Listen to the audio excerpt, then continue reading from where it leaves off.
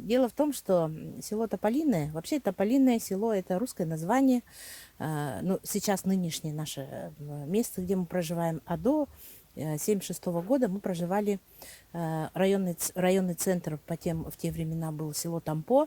Село Тампо, оно названо в честь нашей реки Тампо. И в целом Тампонский район носит название именно нашего места Тампо. Да. И река Тампо, она переводится с славянского языка как нить сухожилия. Она очень извилистая такая, поэтому если так смотреть, она вся в поворотах и вот как нить сухожилий.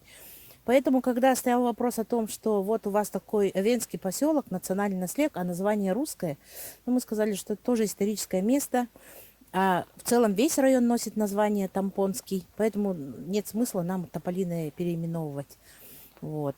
В Тампо наши как бы предки, это тоже не начало, да, начало было вообще с других мест, и Гуленкен был, и Терехтях был, и на другом берегу Тампо очень долго перекочевывали с места на место, потому что то затапливало, то эпидемия тифа была, люди умирали. Да, в общем, было много всевозможных таких коллизий, нюансов и таких трагедий, поэтому основное место стало село Тампо, там была основана культбаза, и первое название было Смедович, в честь человека, да, который там, видимо, основатель.